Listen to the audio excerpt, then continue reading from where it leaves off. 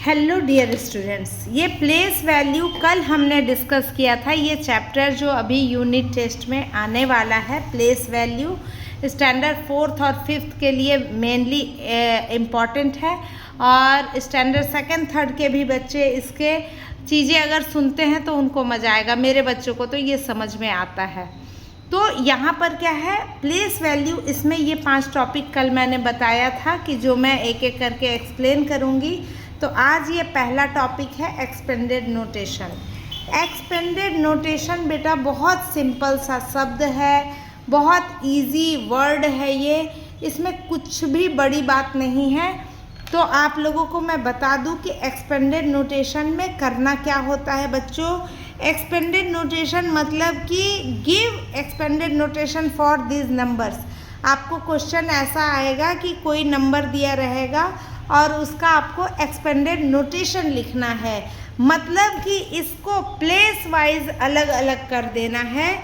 तो आप लोगों को मैं बता दूं कि सबसे पहले क्या है, 1s प्लेस, फिर क्या है यहाँ 10s प्लेस, फिर क्या है 100 प्लेस, फिर है 1000 प्लेस, है ना। इसके बाद ये तो आगे बढ़ता जाएगा, 1s 10s 100 1000 10,000 प्लेस, 10,000, फिर लाख है, क्योंकि ये सीनियर बच्चों का है इसलिए लाख तक आ गया है, नहीं तो। और फिर है 10 लाख, ठीक है। तो ये जो हमारे प्लेस हैं, सॉरी मैंने उसको स्मच कर दिया, वंस, या इसको हम यूनिट प्लेस भी बोलते हैं। कुछ लोग इसको यूनिट प्लेस बोलते हैं, कुछ लोग वंस बोलते हैं, और इसको टेंस बोलते हैं, इसको हंड्रेड्स बोलते हैं।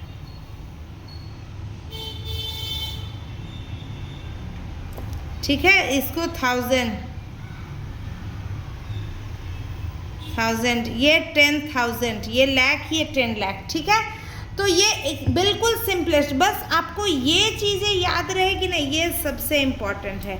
ये जब आपको याद रहेगा तो आपको समझने में कोई दिक्कत नहीं होगी।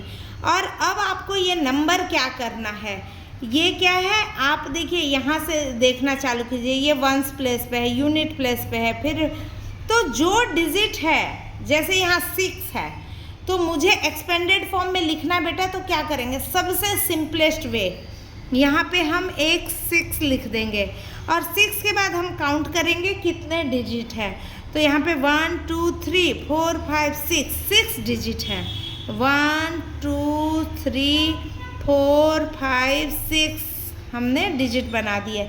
उसके बाद यहाँ पर 7 है, ठीक है, 7 है, तो ये 3 2 5, 1 2 3 4 5, ठीक है। उसके बाद क्या है, यहाँ पे 0 है, तो 0 की प्लेस वैल्यू कौन सी आ रही है, 10,000 की प्लेस वैल्यू आ रही है। लेकिन 0 को हम 10,000 से मल्टीप्लाई करेंगे तो वो 0 ही होगा। तो आप सिंपल सिंगल 0 लिख दीजिए, आप 5 0 लिखिए, दोनों सेम है, कोई दिक्कत नहीं है। उसके बाद यहाँ 9 है, 9 के बाद कितने 0 है, 1 2 3, 3 0 है, 1 2 3, ठीक है। उसके बाद यहाँ पे हम अगले लाइन में लिख देते हैं 6 है, 6 के बाद कितने डिजिट है, 2 डिजिट, तो हम यहाँ पे 2 0 लिख देंगे। उसके बाद क्या है, 5 है, 5 के बाद कितने डिजिट है, 1 डिजिट है, तो हम 1 0 लिख देंगे। उसके बाद क्या है, 4 है, 4 के बाद क्या है, एक भी डिजिट नहीं, तो हम यहाँ कोई 0 नहीं लिखेंगे, ठीक है। इसी तरीके से इन सारे को भी बनाना है। तो ये बहुत सिंपल, बहुत इजी है। अब आपको मैं ये करके दिखाती हूँ, 9 वाला है ना। तो 9 के बाद कितने डिजिट हो जाएंगे, 3 3 6 और 1 7, 1 2 3 4 5 6 7, बस इतना ही होता है एक्सपेंडेड फॉर्म में, और कुछ नहीं है अभी बेटा।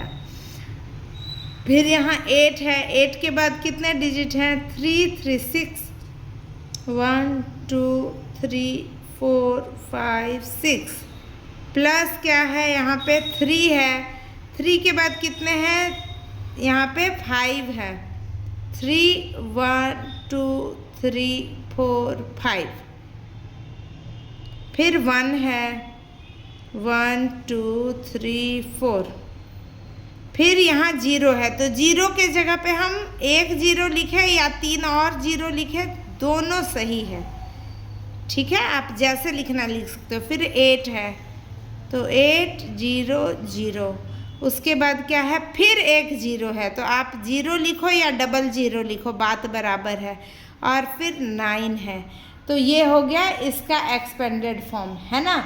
अब देखिए एक्सपेंडेड फॉर्म और मैं आगे बताती हूँ। यहाँ पे ये क्या है, 2 है। 2 के बाद कितने 0 हैं, 2 2 4 2 6 और 1 7। 1 2 3 4 5 6 7 प्लस 1, यहाँ पे कितने हैं, 3 3 6।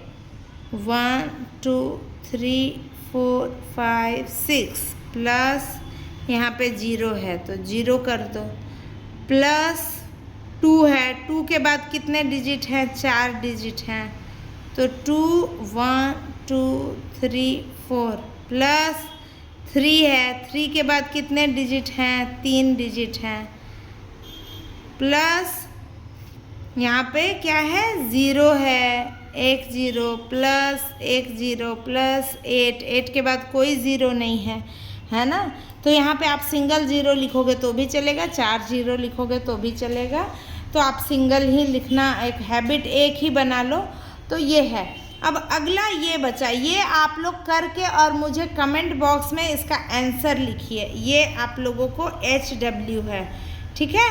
तो एक्सपेंडेड नोटेशन कहीं भी आता है, ये टॉपिक, इसका नाम भी आप सुनते हैं तो समझ लीजिए कि इसमें बस यही करना है और कुछ नहीं करना है। तो मिलती हूँ कल राउंडिंग रूल्स के साथ, है ना। ये राउंडिंग रूल्स कल मैं पढ़ाऊँगी। आज के लिए नहीं, नंबर पैटर्न्स है पहले, तो नंबर पैटर्न्स या राउंडिंग रूल देख लेते हैं, कोई भी टॉपिक करा देंगे, है ना। तो इस तरीके से आप लोगों का एक टॉपिक यहाँ पे पूरे अच्छे तरीके से डन हो गया। तो इसी तरीके से पढ़ते रहिए और simple simple concept, simple language में कॉन्सेप्ट सीखने के लिए ज्योति एडुगर को ज़रूर सब्सक्राइब कीजिए, लाइक कीजिए, शेयर कीजिए और ऐसे ही पढ़ते रहिए और बढ़ते रहिए। ये HW ज़रूर याद रखिएगा, HW है, इसका आंसर आपको कमेंट बॉक्स में लिख के देना है। चलिए, तो मिलते हैं हम कल नए टॉपिक के साथ। तब तक के लिए पढ़ते रहो, बढ़ते रहो। Bye bye.